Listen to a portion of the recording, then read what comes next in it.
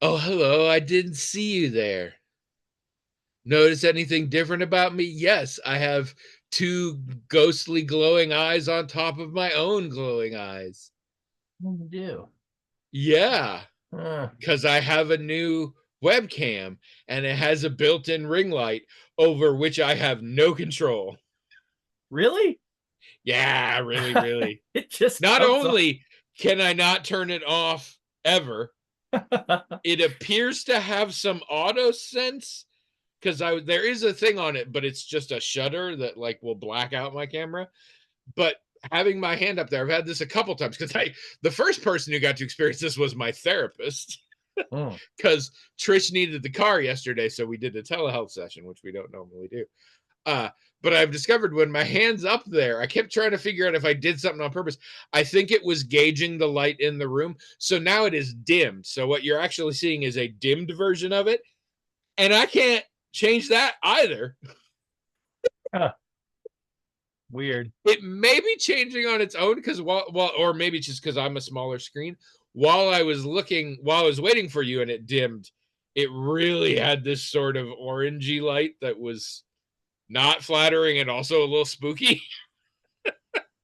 So, but I think we'll all agree it's a webcam, Yeah.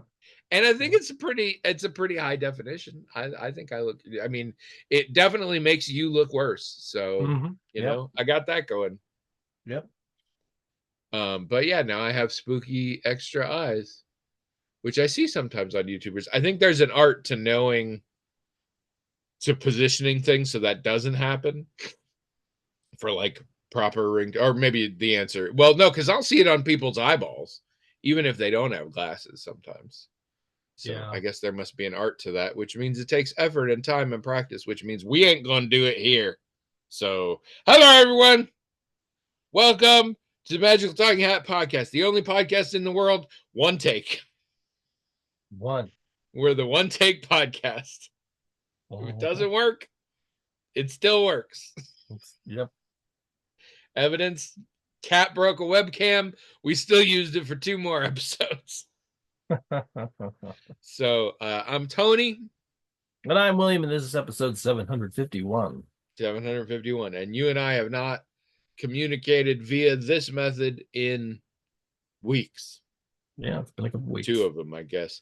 Mhm. Um, and we were gonna get together in front of pancakes today, but then that could not happen because of other appointments. So hopefully we'll do that next week. Yeah, hopefully. um, for those of you just joining us, this is the level of video quality you can expect going forward. Hmm.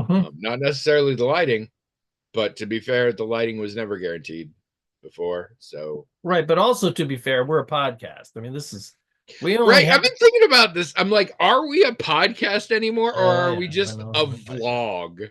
No, we're Like, not a pod. because We're other like legitimate podcasts don't put their whole up.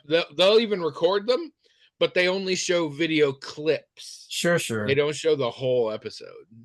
but for us to do it that way, it would ruin the one take gimmick. So Yes, editing would have to be involved, and right, that ain't happening. so we don't really have a choice. We've got to put the whole thing out No. there. Yeah, But that doesn't yeah. change the fact that we're a podcast. This is like other podcasts that are made with people sort of connecting via Zoom or other ways. We just gone ahead and said, well, we have this video artifact now. Let's just put it out there on YouTube. That's what the rest of them are doing too. They're podcasts, but because a lot of times their guests are remote and they're using Zoom or whatever anyway, might as well turn it into something you can throw up on YouTube. And we're just doing the same thing. We're Actually, we we're probably just did before they did. we're just throwing up like everybody else is throwing up. Yeah, we're Yeah, trend-setting throwing up.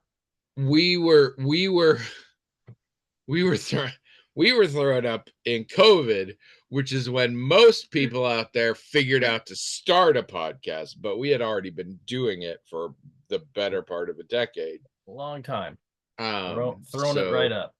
and yet we have yet to have our special like documentary about like where the podcasters listen to, and like the best podcast you've never heard of, because I'm pretty sure we're not the worst podcast you've never heard of, but we're solidly in the middle of podcasts you've never heard of. Yeah. I think. I mean, it's hard Yeah. to tell because you haven't heard of them. Yeah. Anyway, if you are just joining us for the first time, we have a hat. That's our thing. It's magical, as you might be able to tell from the title. In that it has its own email address, themagicaltalkinghat@gmail.com. People write into that email address, themagicaltalkinghat@gmail.com, with notes, comments, topics, questions, stuff that the hat then makes sorry, let me explain. The hat makes we. The hat makes we. That's magical too, I guess. It's the magical weeing hat. I really hope that doesn't end up being the title. The hat, it magically, all on its own, forwards the emails, and we read them on the air, talk about them. That's the show, except the parts that aren't, which today will be all of it, because we still don't have no emails. No emails. But it's one of those holiday time. I know it's not really, but like this is vacation time and stuff, and the kids. I have it on good authority that a lot of kids don't go to school during this time. I'm not allowed near schools, so whatever. But yeah, so we just got our business. But also historically, when we've been gone for 2 weeks, we don't get to know emails anyway, because we just have so much to talk about. So tell me all about your 2 weeks, mister. Okay, well, we know you're gonna have more to say than me because you were like on vacation. That's why we had a 2-week gap. I just had work, and we did watch a few things, but like I can't really think of anything interesting to say about any of those things. And I don't think. What did you watch? I can think of interesting things to ask you about them. Oh, okay. Well, so I think the 2 things we watched while you were gone was we watched the first season of Peacemaker. Oh, mostly just extremely interesting. Oh, I don't know about that. I mean, mostly we did because Peacemaker is in the Superman film. He's got a cameo in there. Oh, does he? Well, yeah. His second season's coming up. Right. But there was some suggestion that in the second season, there might be some people from the film that, show up or whatever. And we really enjoyed the film. So it's like, all right, well, let's just give this a shot. And it's not really our kind of thing, but we did feel like it paid off to watch the whole thing through. Very much, very much. The show is very dynamic in its characters and its message. Like, the show by the end is not what you thought it was at the beginning. That's true. I think it's worth it to sort of get through that. It's super James Gunn. Like, and I don't mean like new, oh yeah, I love Guardians of the Galaxy James. I mean like old school weird shit that James Gunn is 2 things. He's extremely clever, and he's extremely crude and vulgar. That's sort of the James Gunn twofer, and always has been. And Peacemaker's solidly in that spot. Yeah, I mean, when you say vulgar, in a juvenile way. I mean, not like Yeah. Sorry. Edgy, sophisticated way. Raunchy adolescent humor mixed with genuinely creative storytelling and dialogue writing and stuff like that. It's honestly, it's a mix I could do without, but the one often the good part often outweighs the bad part for me. And I think for a lot of people, like, both of those together is their whole jam. I mean, yeah, Azure Talon probably loves that shit. So, yeah, there was a lot of eye rolling in the first several episodes. Yeah. I think we'd even given the first 2 episodes a chance before and said, you know what, if this is how this is going to be the whole way through, we're not interested. But we heard from enough people, you included, that well, maybe this might be okay. And then after watching the film, and I do feel like he did a very good job with the film, I thought, all right, well, let's see where this goes. And I mean, I think we were both glad we saw it through to the end. Again, still not necessarily a thing that we would watch if weren't for those other influences, Yeah. but it was and part of my reticence in watching it the first time was there's actually other versions of Peacemaker in the comics, and this version has been in the comics before, and it's absolutely my least favorite version of Peacemaker. So I was like, okay. Did you watch The Suicide Squad? James Gunn's one. Yeah. Yeah, and I did not like All it really at all. Because things happen with that character that not only lead into the TV show, but actually it sounds like are going to come up more in the second season. Right. So if you are planning to carry on for seeing how this stuff connects, I wanted to make sure that you watch that as well. Based on the trailer I've seen for the second season, it looks like they're not super going to emotionally reset everyone, which I'm very in favor of. Too many shows nowadays. Every season, the characters basically have to start where they were at the beginning of the previous season, and all the growth went away. That does not appear to be what is happening here, and I'm glad, because that growth is what changed the show from something I didn't like at the beginning to something I did like by the end. So, so we'll have to see. All right. So you watch Peacemaker. Also, famously, you hate John Cena and say that you would beat him up if you ever saw him, and you could easily whoop him in a fight, and that he should come. I remember on previous episodes you have put out your whole address specifically for John Cena to come there so you can beat the shit out of him. I very clearly remember you saying that. So it makes sense that you'd have a bias. But until such time as John Cena has the time to come and get beat up by you, what else did you watch? Since you mentioned it, we did see that thing that John Cena and Idris Elba made. So did we.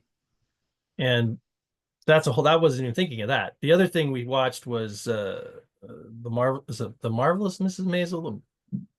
The Mrs. Maisel. Yeah, thing. The Marvelous Mrs. Maisel. Yeah, no, you got it right. Once again, motivated by watching Superman, because she's in that as Lois, right? Yeah, she's Lois Lane, and it looks like she's a really good Lois, and like a different Lois Lane.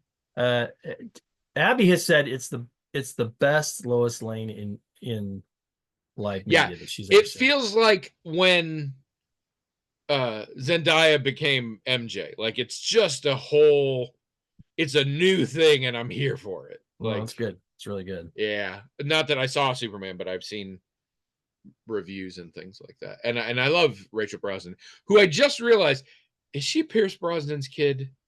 Because Brosnan's not a common name, and every fucking actor is everybody's kid. I bet she is. I never even thought of that. I'm gonna look it up, but I'll bet she is. But yeah, so we watched that. Have you seen the Mrs. Maisel thing? We have seen all but the last season, and to be honest, we are far enough removed from it. I don't think we'll go back. It's one of those where, like, it's been so long, we need to start over, and I don't think we're going to. But we loved every season we saw. We absolutely adored that show. We just took kind of too long of a break, and that's the thing. Like, shows are very much when I see them. And so if enough time goes by, it's hard to go back and like continue, which is why I often don't like legacy reboots and sequels and stuff. I mean, it's one of the reasons. Artistically bankrupt is the other. But so yeah, unfortunately we didn't finish it, but what we watched, we really loved. Also, one of the, if not the finest performance by Alex Borstein ever, from a woman who has had a varied and diverse career performances. Absolutely stellar. Oh yeah.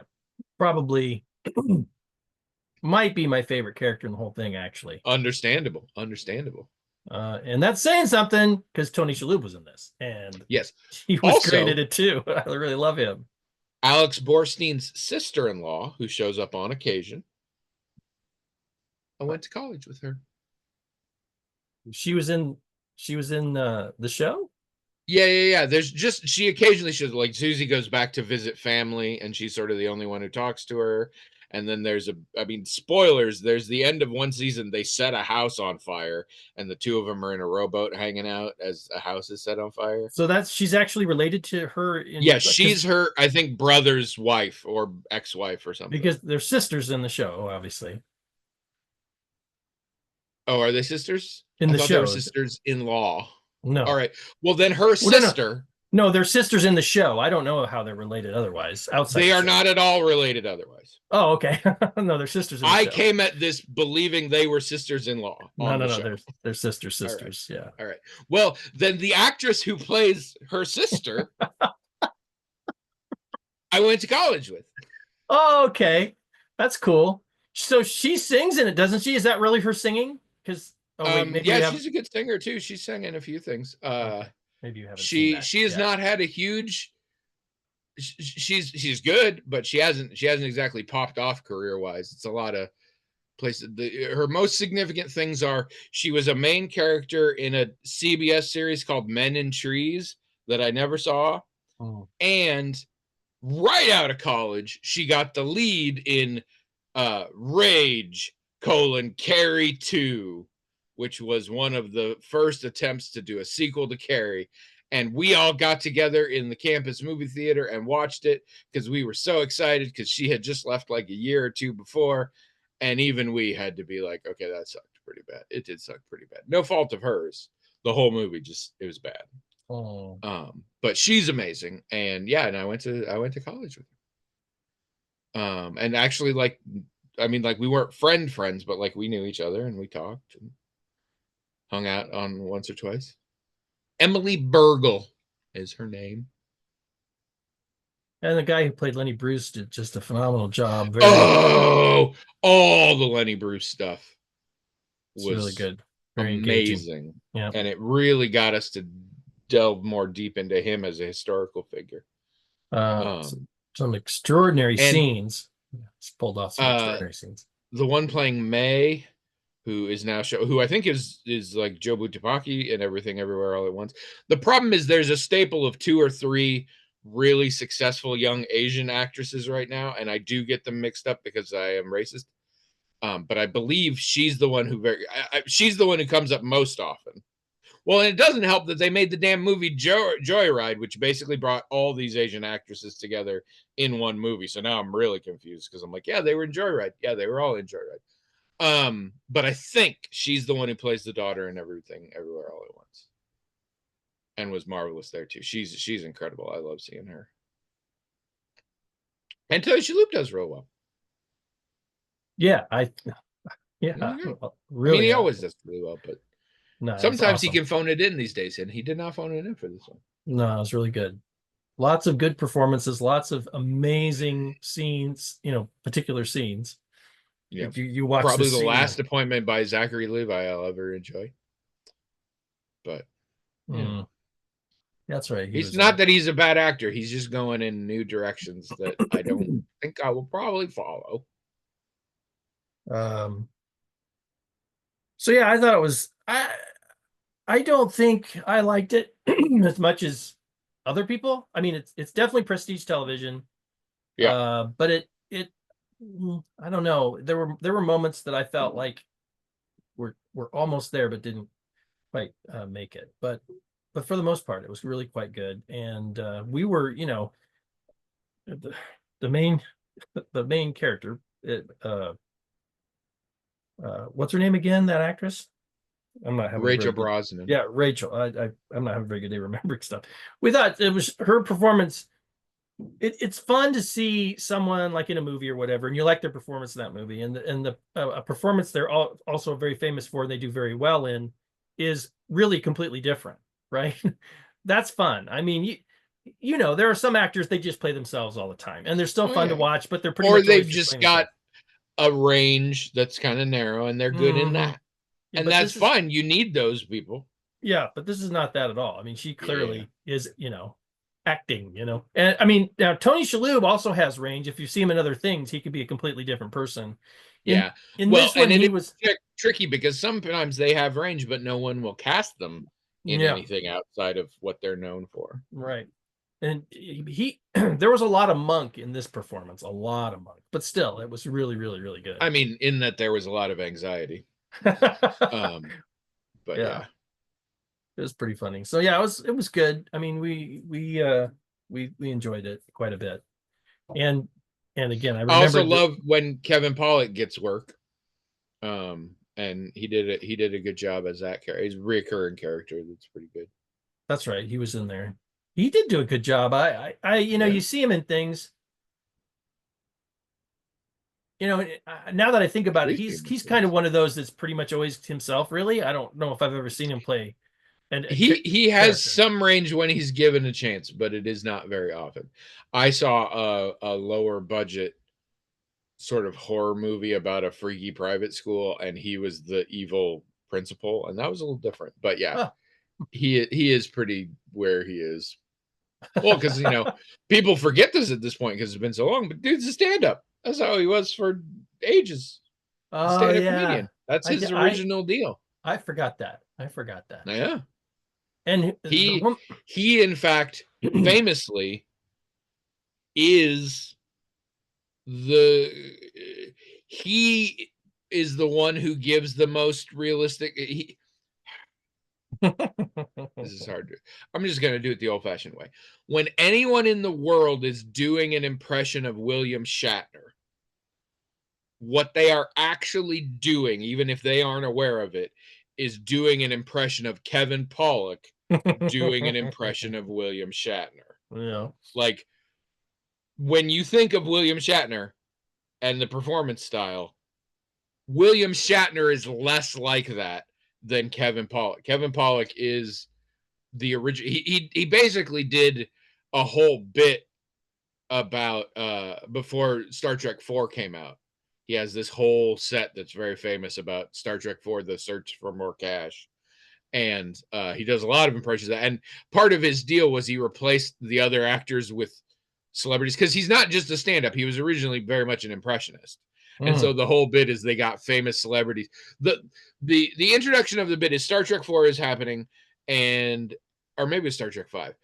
And all the original cast want more money now, so that's a thing. So he's imagining a world where they replace them with actual like movie stars and stuff.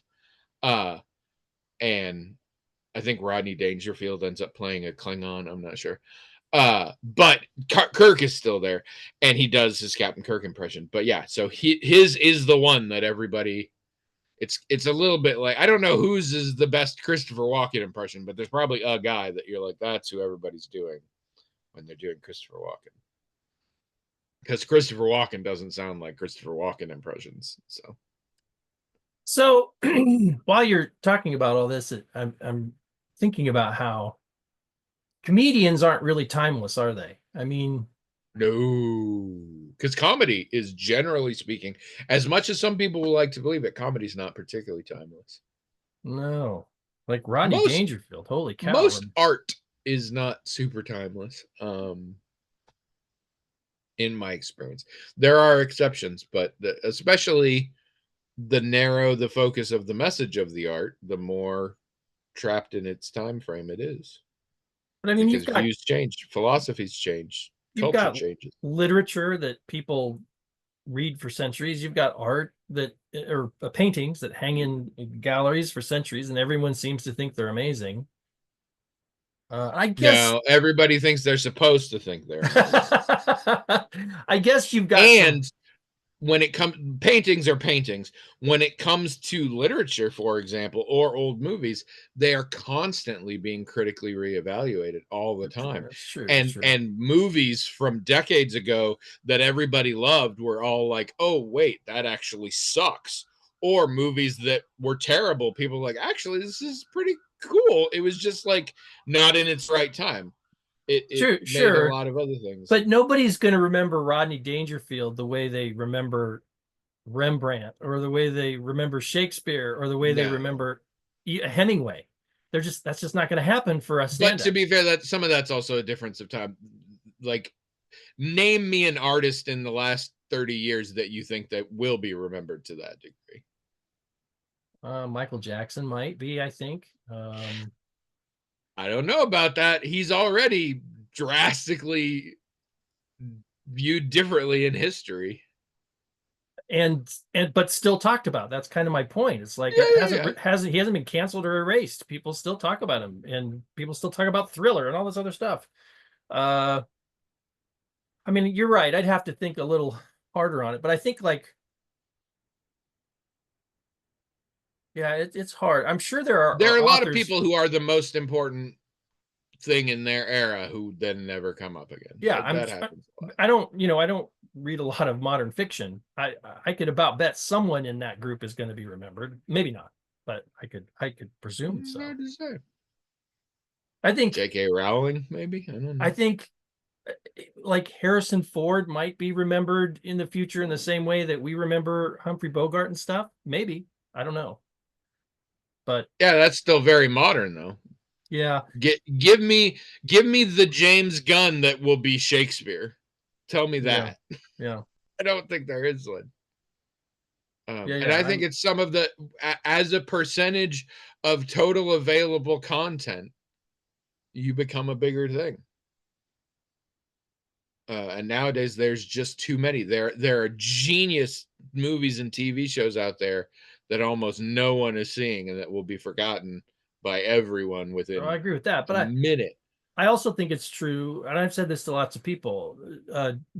Generation X, for example, just talking about a cohort of people, has never produced someone who we even today we can talk about like we talk about Michael Jackson, or like we even talk about Whitney Houston, or how we talk about Bill Clinton. I mean, there's never Generation X has never produced a politician or an artist or anything like that that can be spoken of the way a lot of boomers have.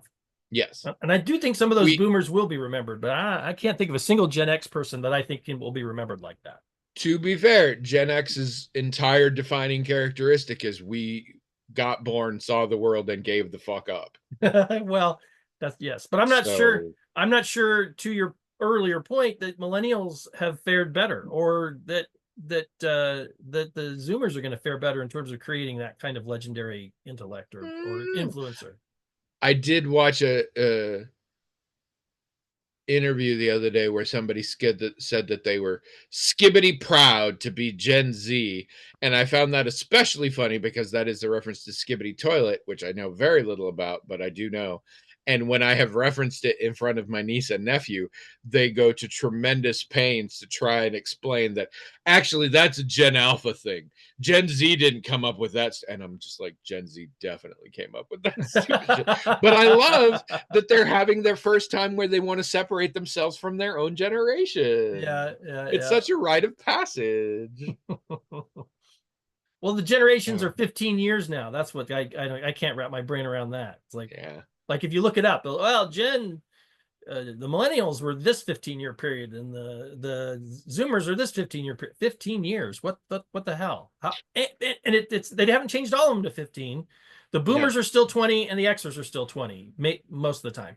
Millennials and Gen Z are suddenly 15-year generations. The boomers are just everything before X at this point, including every dead person. Yeah, they were all, it was just the baby boom from the start of human civilization to, the 1960s, 1965, 70s. Yeah. Right. Okay, there we go. 64, 65. I do actually, you reminded me something, and I forgot to tell my wife about this, but I'll tell it here instead. It's about Michael Jackson, and ordinarily, if I said that, it would be something not great these days, but this is a happy story.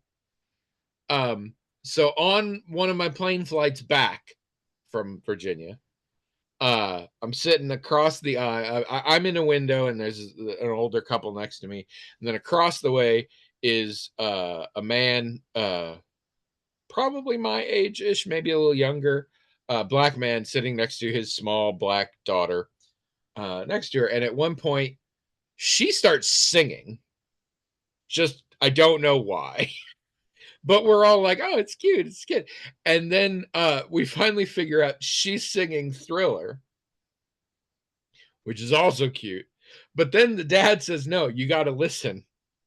She's not singing. She's singing Thriller, but instead of singing it's because it's Thriller. She's singing because it's Godzilla. And I keep trying to tell her that's not what it is. But she insists. And I was like, well, that's how I'm going to sing it from now on. And of course, she's just at this age where all the grown-ups are laughing. So that's all she does. And it never stopped being funny. She's like, and it's Godzilla. It was so adorable. It was so adorable. That's cute. And I was also like, and you're teaching her the right music. So that's good because, yeah, I got feelings about Michael Jackson in general, but Thriller does still slap. All right. Anything else happen? No, I mean, I like I said, I saw that movie, but I presume you have things to say about that I don't really have anything. Well, to say about we can get to that. I want to talk about my vacation. Yeah, because it was weird. It was. Oh, because so few people were there. I remember you were. Yeah. So normally 13, 14 people roughly. This time it was my D&D group. So me and Trish and the youngest sister-in-law and her friend who lives in Florida, plus my brother-in-law and his kid, his 18-year-old son. So it was only 6 of us. None of us the highest generation. One of us in our 50s, everybody else in their 40s except then one 18-year-old. So it was just a completely different vibe to the whole thing. And it was neat. It was so much more chill, and I really liked that. And at a certain level, it makes me a little nervous for next year when inevitably it won't be like that. But there were things I missed. It's different, but yeah. So that was kind of neat. I swam a fair bit. There were a couple of days where like no swimming was allowed in general, so didn't do that. But I did swim a fair bit, and that was nice. Good. Yeah. I read the entirety of the 4th Lockwood and Company book, so only got one left. And now I'm starting the Children of Time series written by somebody, Tchaikovsky, and the first book won an Arthur C. Clarke Award and stuff. And I was like, it's neat, sci-fi, I'll change it up. And it's a far future where the last vestiges of humanity come to an old terraformed planet that was just getting started before humanity collapsed. And it's been thousands of years, and there's some hyper evolved creatures on there. So now we're going to go to war for the last livable planet. That's the premise. We're still leading up to it. What the book's description does not tell you is the hyper evolved species on the planet are spiders. So I'm spending a lot of time learning a lot of detail about how spiders function socially and physically, and is very disconcerting. I am not genuinely phobic in my opinion, but I don't have a violent time with spiders. I'm so glad it's a book. If they ever turn this into a movie or a TV show, you absolutely have to know I'm not seeing it. Me neither. But it's really fascinating because we're really alternating chapters of the humans and the spiders. And the spiders, we do it from the perspective of a specific character. And we always call them the same thing, but we just do generations. Like, so this is a later descendant. We'll call her, it's Portia is the name we keep using. And it has to do with the species of the original spider. But so it's really a civilizational epic, but they're spiders. And that really comes into play. And it's very interesting how they're evolving. And it's a fairly hard sci-fi in general. We do have the conceit of this sort of nanovirus design to help uplift something, and it wasn't supposed to be spiders, but it's spiders. But so we deal a lot with like how that virus works and what impact that had, including to the degree of like other species and what happened with them, and that stuff is kind of neat. But it is spiders, so it is freaky. Also, I tried to play a video game. A new one? One you haven't played? Yes. Yes. I mean, I played a stupid Diablo clone all the time I was in Virginia, but when I came home, there's a new game out, and it seems to be hot shit because a lot of my YouTube sources are doing videos on it out of nowhere. I'm like, oh, this could be the next big thing. Hey, it's on Game Pass. I'll do it. It's called Wu Chang Fallen Feathers. And the problem is, it is a Souls like, which is a specific kind of genre that is not necessarily, but generally associated with being very difficult. Yeah, dying a lot. Yes. Losing your stuff. Not so much for me. Yeah. But I was like, this is not fair. You know, I shouldn't just paint a whole subgenre with a broad brush. I should try it. So I installed it and I tried it, and it was very confusing, like story wise, which I think intentionally, sort of to start with, it's a Chinese mythology sort of thing. And then I died during the tutorial boss. And then when I came back, I couldn't find it again because it was in like a dream realm. Like I went to this strange man. He's like, oh, let's do some shit. And then it got all smoky. And then there was this boss to teach me how to do things. And then it killed me instead of teaching me. And then I came back and I'm like, I'm in the real world again. Where do I find it? So I'm trying to find it. And just a couple of random dudes were there and they killed me. And so then I stopped and I uninstalled the game. But now I'm replaying Baldur's Gate 3. Sorry. I am starting again. I never got very far in it. Okay.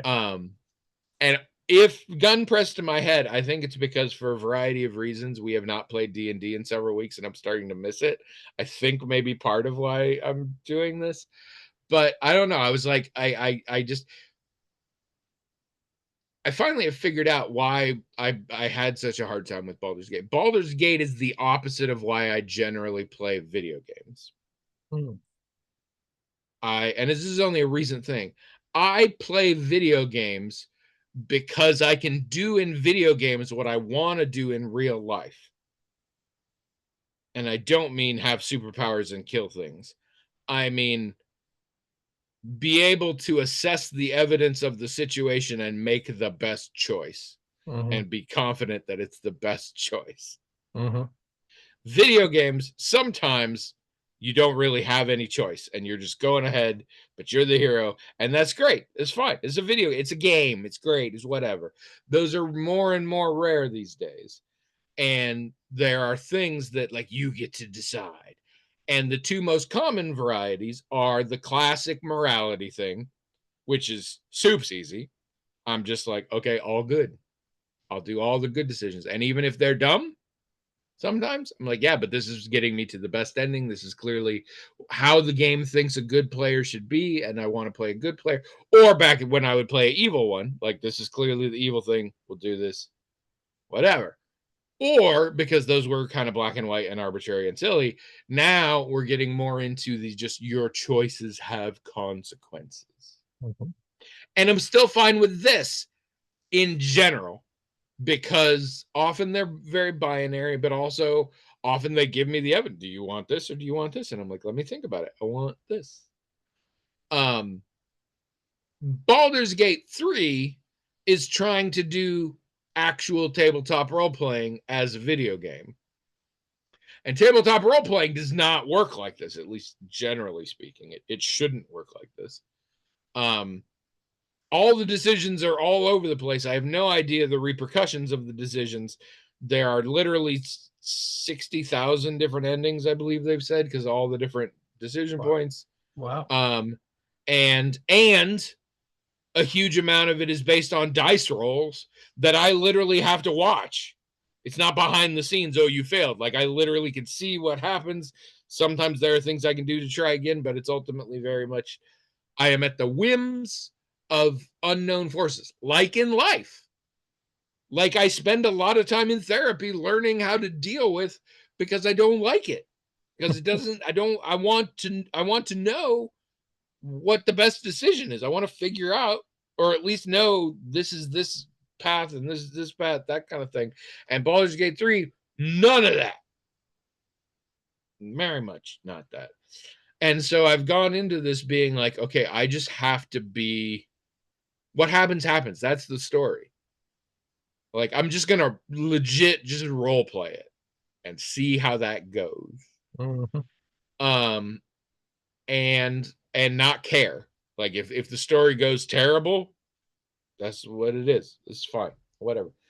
Um, and it's working so far. What's really interesting, so I'm mostly just covering Spaces Archive.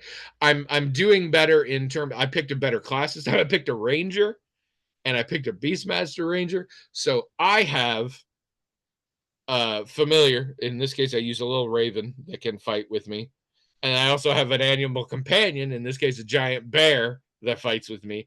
Also, Will, my friend the Warlock, he has a familiar in the form of an imp. So we have a very crowded party. There is just a giant mass of us moving through the woods, and it's pretty fun.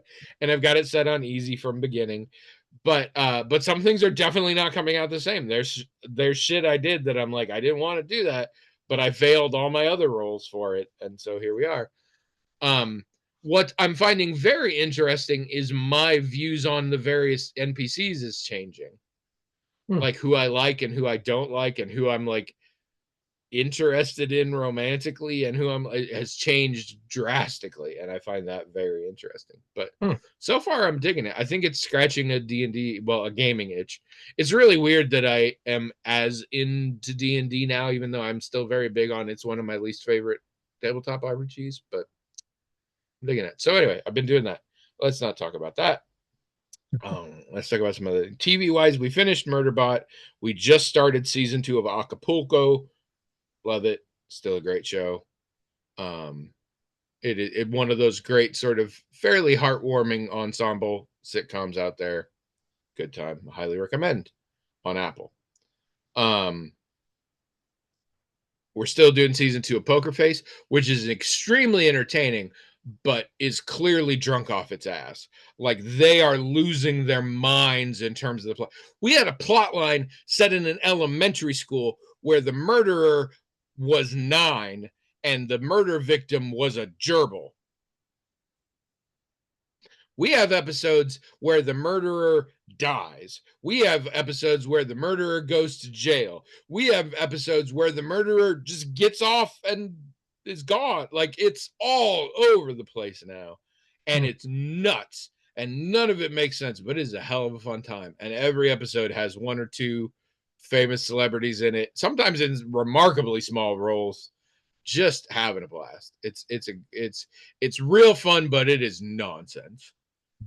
Even more than the first season. Like, it's somebody got Ryan Johnson really drunk, which is not a bad thing, but here we are. So we're having fun with that. We did watch some movies. We watched The Vigil.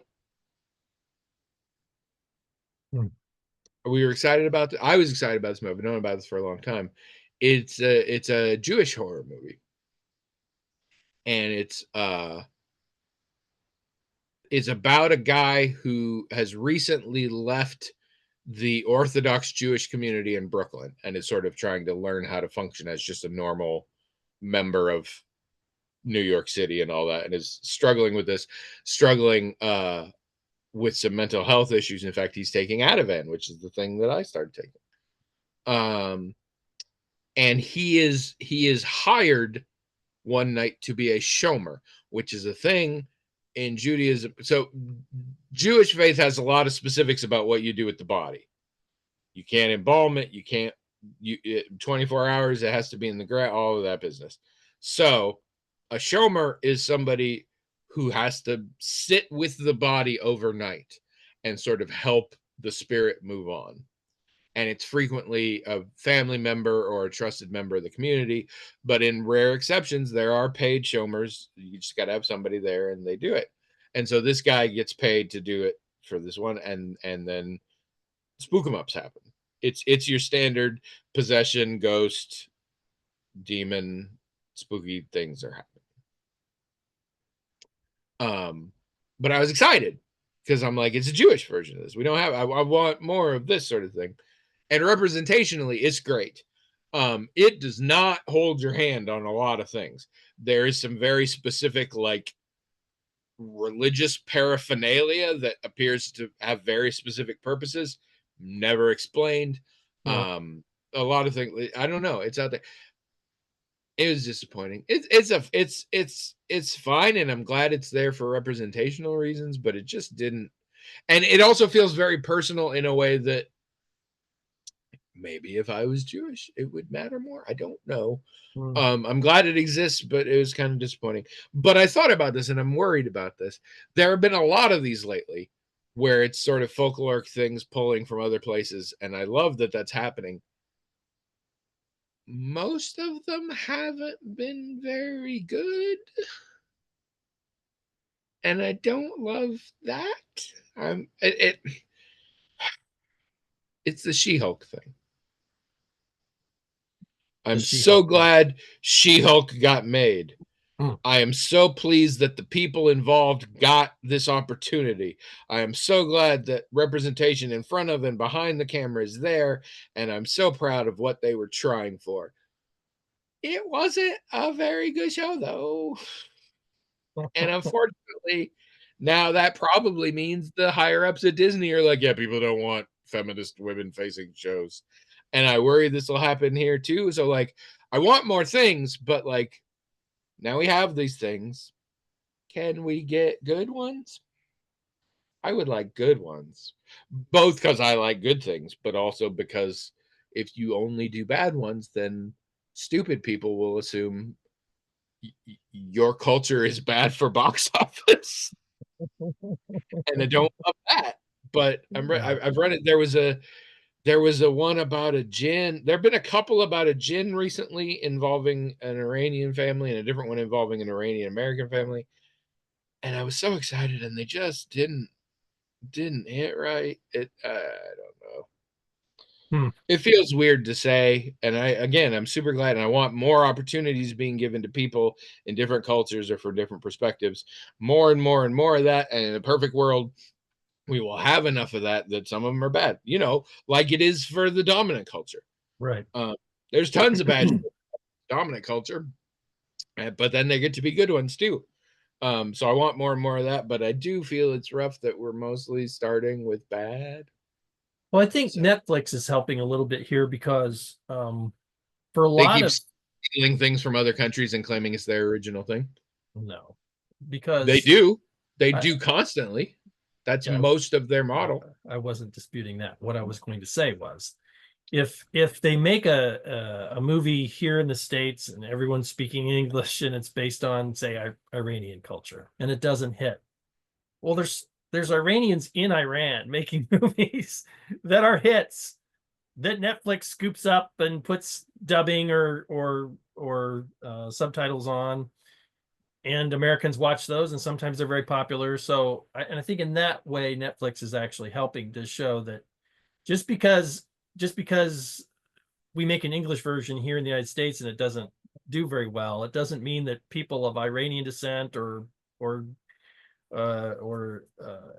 any other country can't make movies. Because look, Netflix has it, and you can watch it with dubs Yeah. or subtitles, and so I think that helps. And if you go to sources, if you watch movies that not mainstream Hollywood decided it was time to make one of these, but movies where like the culture in question made it, you sometimes find some really Iranian horror is a burgeoning industry, only recently sort of coming on the scene, and it's kicking ass. I've Yeah. seen some really good Iranian horror films.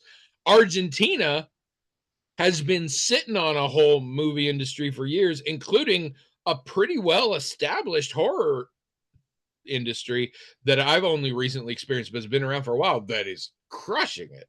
There are some really good Argentinian horror movies out there. I would Yeah. recommend checking that shit out. But yeah, it's that is true. And I mean it's I don't despair for the future. I just am like I just can we have a good one? That's all I want. That's a more good one. I'm like, I want to be proud of you guys. I want to be able to argue with people. See, look, like it's hard now to see, like, see, we need more feminine led stuff. Look at She-Hulk. Well, okay, maybe don't look at She-Hulk, but that's my problem. And if all you listening love She-Hulk, great. I'm envious. I love Tatiana Maslany. I love most of the people in that show. I really wanted to like it, and it had some moments, but in general, I thought it was quite bad, and I'm sad about that. We also watched Until Dawn. Oh, yeah. The movie based on the video game. Yeah. But very different from the video game, but tied into the video game, set in the same universe, as they say. Have you played the video game? No, but I'm very familiar with it. Okay. It's a decade old now, and it's the whole deal is a sort of choose your own adventure kind of deal. It's just a slasher movie, but you get to play through it. So it's a bunch of teens on a hill. A year ago, something bad happened. Some things happen and kill them off, and your decisions make the difference. And it has thousands of different endings because it branches from the different points of decisions you make. And it is permanent. If a character, the game auto saves after every decision. So if a character dies or something you don't like happens, you are out of luck unless you want to start the whole game over. Like you have, which is interesting because the movie quite noticeably involves time looping. And I was like, is that their thing of it being a video game and you can just sort of reset? But no, the video game it's based off of is exactly the opposite of that. So that's not what it is. Okay. We can cut this real short here. Didn't like it. And willing to go out on a limb and say, because it's a very bad movie. like TM, bad movie. Every character is hugely unlikable. Maybe that was on purpose. It tries to tie in very sort of directly with the video game in ways that don't make sense. A bunch of shit is just never explained. Like most shit is never, like the time loop thing. I know what somebody's using it for. We don't know how it happens or why it happens, or if the person who's using it for stuff made it or just found it or what. We also pull a lot of stories. We pull a lot of story elements from the video game, even though this is a completely different setting. And it makes it weird, but it also makes it weird because we're living in a universe where the video game also happens. We make that pretty explicit. So it's like, wow, these mine accidents happen a lot. And also, oh no! Where'd you go? Oh no! You can still hear me, right? What is that about? It just stopped. Well, now you're back. Did you hear me the whole time? Mm-hmm. Because the mic is coming from the camera. What the? All right. Anyway, but yeah. So it's bad. It's a bad movie. I don't have a lot else to say about it. It's a bad movie. Let's talk about Heads of State. Oh, that's the one. I'm a little surprised you saw Heads of State. I would think you would look at Heads of State and be like, yeah, I bet other houses have people who would want to watch that. Well, it wasn't primarily my decision, so. I know, but I know who lives in your house. I wouldn't think anybody wants. Did the kids come over and make you watch it? No. Yeah. Abby liked the preview of it. She's not. She thought it looked funny. She she enjoys the kind of movie sometimes. I mean, we follow John Cena around a lot. My wife has a thing for certain beefy men, and so we will often watch. And I'm one of the loudest voices about how I think John Cena is one of the best comedic performers to come out in a long time. His comedic timing is flawless. It's amazing. So I jump on this kind of stuff, but it was also sort of I didn't know it existed, and I accidentally came across it, and I told Trish. She was like, yeah. And so then we decided to watch it in Virginia. So we watched it with a bunch of the other family. Okay. So it didn't.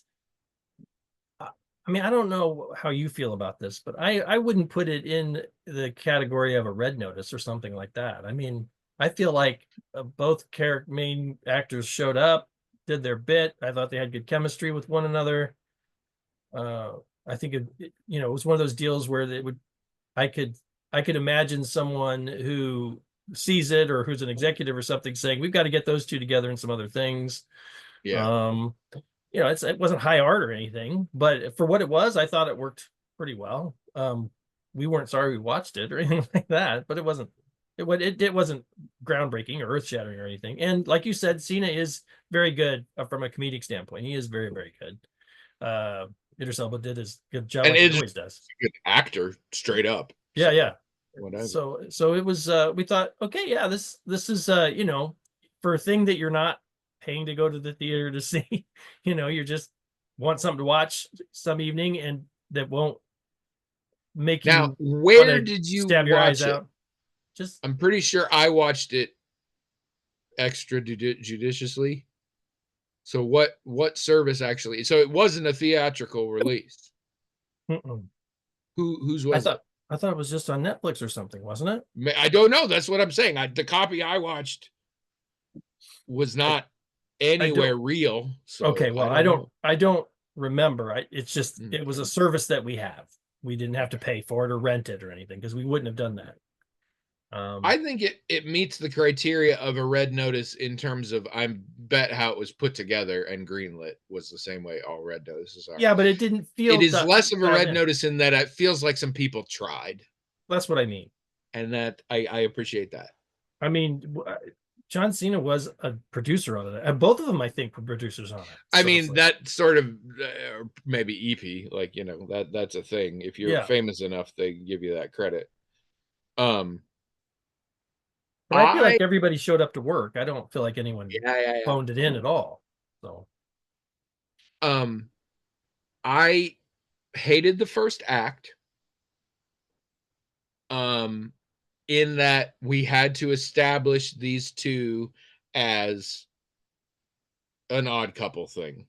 mm. And we mostly did that through dick measuring and masculine bullshit. And that's so standard. A lot of people don't even notice anymore. I am just fucking sick to death of it. I am just sick of I don't like you, so we're gonna do a lot of things where I question your masculinity, and you're gonna get defensive, and you're gonna question mine, and I'm gonna get defensive, and we're gonna spend a lot of time on who's right about who's the manliest. Um, we have this mild spoiler. There's this whole thing where Idris Elba says John Cena is gym strong as opposed to real strong, and it comes up several times, and what he is very clearly referring to, although it is never explained, is John Cena has strength but not endurance and stamina, mm-hmm. which is a fair point based on the way the character plays out. But you can definitely get endurance and stamina working out at a gym. I am not saying it's a better or a worse way. I am saying there is no act of fitness or strength that can only be achieved in the wild. Like gym, they've worked really hard on figuring out what works in gyms and shit, and you can like it's just but John Cena is super offended by it, and it is a plot point that goes throughout the goddamn movie. Whole thing, yeah. So, but the first act is a lot of that, and I fucking hate it. I hate it so much. Also, we're at the point where this is a genre now. President or equivalent gets kidnapped, attacked, something, ends up on their own and has to kind of die hard. Mm-hmm. This is a genre, and it's Mm-hmm. a particularly good genre in Red Notices. So the second and third act, much better. Fun time. And you know why it's a fun time? Because they do have good chemistry once we tone down the dick measuring by like 80%. It never goes away entirely, but we tone it down about 80%. At the point, there's the point where it's like, okay, they're friends now. Like every movie like this has a point where it's like they're friends now. But most in particular, fucking Jack Quaid shows up in the most bonkers role, which Jack Quaid makes sense, and proceeds to do one of the coolest fucking action scenes ever put to film. And this just is a jump off point of a lot of good action that is very well balanced between practical stuntman work and special effects. And it's just fun. And this is where like G20 fucked up. The two things Head of State does right: it does not take itself seriously, it is genuinely a comedy, and it was like, this is an action movie, we should have good action. Nobody's gonna say the dialogue was tepid. They're gonna talk about the action scenes. And G20 was serious as a heart attack, all about the importance of family, and had remarkably few action scenes where Regina King got to kick ass. And so I hated that. But this one, that scene with Jack Quaid was on the shit with the blast door, the clearly CGI blast door, and it blows in and then it hits the C4 and it blows back and it cuts together. That was so awesome. There was just there's a lot of surprising action twists. One of the major characters dies real quick and really not well out of nowhere, and they don't stay on it. You're just like, wasn't that so-and-so? And they just exploded. Like, it's speaking of exploding, there is one kind of death in Until Dawn. There are a couple of creative deaths in Until Dawn. It's just surrounded by really boring deaths, so that's not as good. But yeah, so like, it's a fun turn your brain off action movie for the last 2/3. First third annoyed me in a way that is me. I think that's more about me than like other people I was watching it with did not have that trouble. I think that says more about me. But I did not particularly enjoy the first act or so. Other than that, it's fun. It's dumb. It's very dumb. It's fun and it's good. When you make an action movie and that's the only thing you have going for you, you need to make good action. And so many of them aren't doing that now. That's and true. It's the only reason I watch it. I do not expect good performances. I expect to laugh like 3 times, but mostly roll my eyes back in my head until I can't see again. The one thing I fucking want from you is some good action. And this movie was an action comedy. It was even filling a second genre, and it had better action than Love Hurts, than Into the Lost Lands, than G20, than everything. Like, so yeah, it got the brief. If you look at Heads of State and say, I think I see what this movie is, that's what it is. Is that, and it does that well. So the first act, like all the stuff you mentioned, yes, this is stuff I'm rolling my eyes at all the time. But it, like you said, it's so common. Like, there wasn't anything surprising about seeing it in there. No. That doesn't. I'm like, can't we do better? No, you're right. You're right. And I am particularly emotionally vulnerable to it for a lot of personal and mental health related reasons.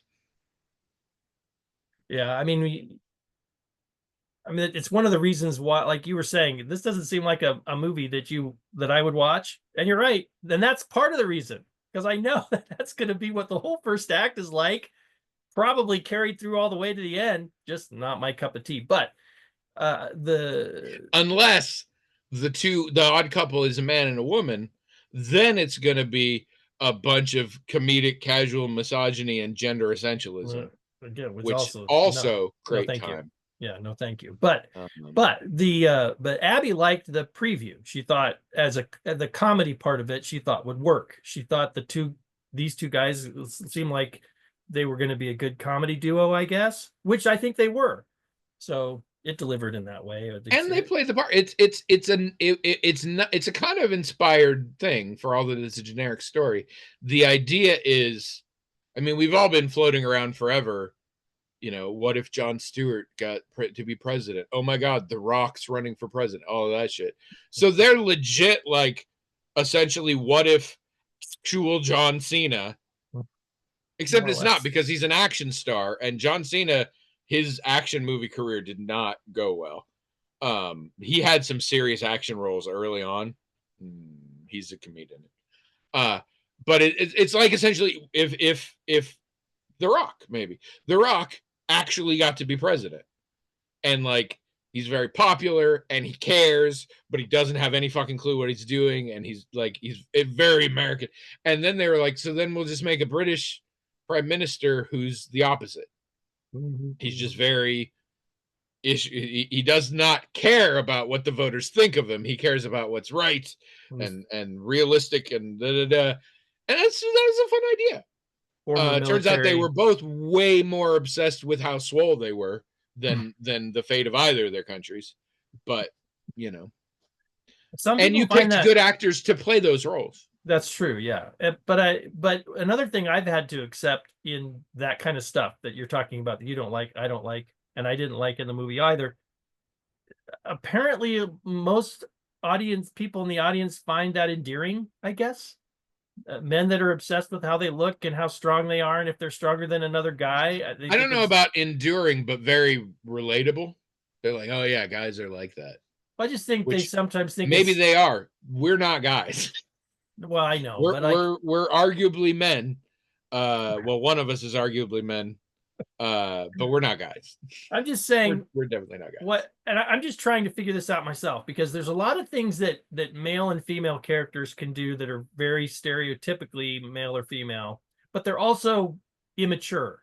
And I feel like what the filmmakers doing and what they think the audience is going to do is they're going to see that immaturity as boyish or girlish, and therefore endearing in that way. Like, oh, I remember, you know, when I was like that, or when my boyfriend was like, you know, like, and I can't, neither I nor Abby can relate to it, because, you know, I don't, when guys around me when I was growing up acted that way, I just walked out of the room. Yeah, you know. No, that's and I didn't. I was still brainwashed or everything. I was heavily involved, but I hated it. Hated everything about it. And now it's just like, oh, those guys grew up to be presidents, but apparently act exactly the same. The same. Again, which people think, a lot of people seem to think is funny and endearing or nostalgic or something, but I'm like, okay, I never liked this when I was a 13-year-old. I don't like it. And this, you know, getting that circles back to James Gunn, and some of his humor is like, I didn't like this when I was 13. I don't like it now.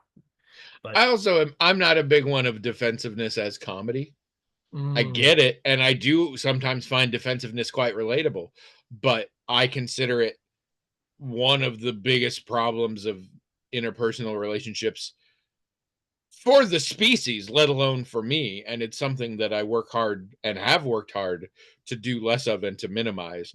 And in movies, it's just there. Like, that's the thing, is I'm like, too often in movies, I'm like, how did you get to be an adult person? Much less a president or prime minister. You're like, wait, how does this work? I was Honest Trailers did an honest trailer for the original Happy Gilmore, because the new one just came out, which apparently is good. I will not watch it. If I did watch it, I would have no sense of what rubric I could tell you if it was good. But I wanted to watch the honest trailer for the original Happy Gilmore, which I still haven't seen, because I thought it would be a good takedown of like, God, this has not aged well. And it really wasn't. It was mostly still how like this was fun and good. And I'm like, really? All right. And then, you know, our legions of fans are going to get on the blog, themagicaltalkinghat.com, to tell me how Happy Gilmore is just a masterpiece or whatever. And very much. And there's been going to be a couple things. You probably saw it when you were fairly young, and you probably haven't seen it for quite a long time. And those two things factor in pretty heavily. Yep, they sure do. Anyway, this wasn't about Happy Gilmore. This was about Heads of State. We've said what we've said. We should do a side quest. We forgot a side quest one or both times last time. People just spent a week not knowing how to enrich their lives on their hero's journey. We are monsters. We are monsters. And there's a Mirek song called Infinite Worm, maybe. And the chorus of it is just, and we promise, promise, promise, we are not monsters, monsters, monsters, over and over again. So you said we're monsters, and I wanted to break into that. All right. Choose a number between 12 and -3. I mean, you're really tempting you to pick 0, but 1. All right, I can work with that.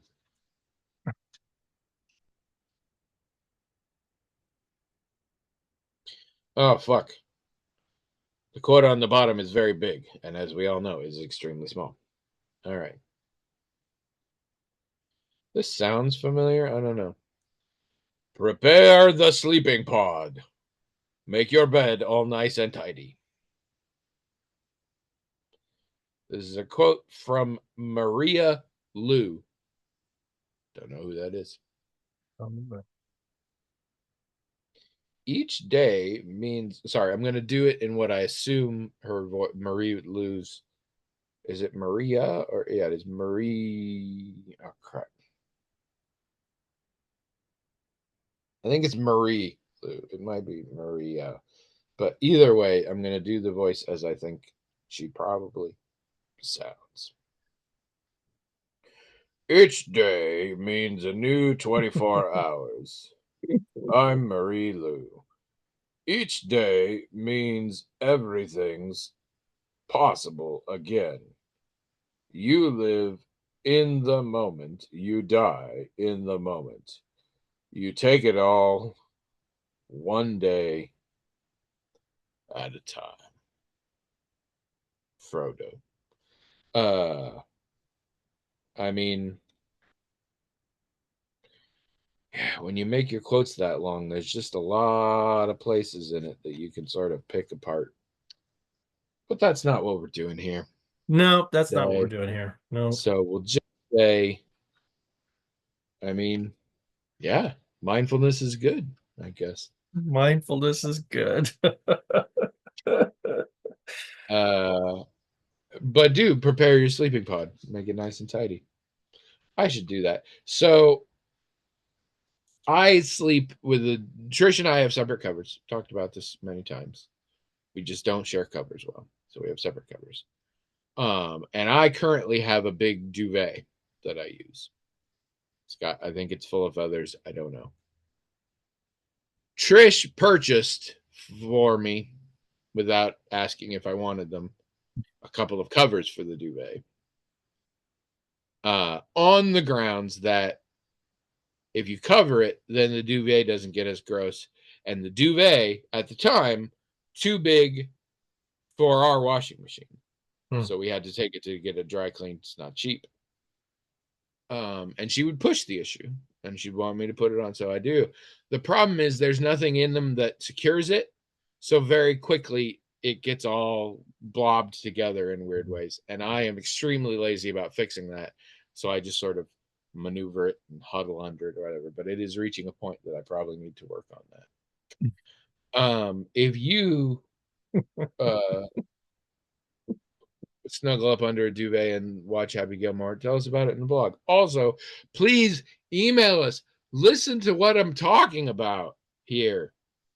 This is going to become a duvet cover channel if you don't save us with something else. At this point, it's just become the worst movie review show ever. In that it also has video games and TV shows, which is inappropriate. But yeah, so email us, themagicaltalking@gmail.com. Also, keep listening. If you stop listening, we die. It's a podcaster thing. You'll understand when you're older. And have a good week. And tidy your sleep pod. And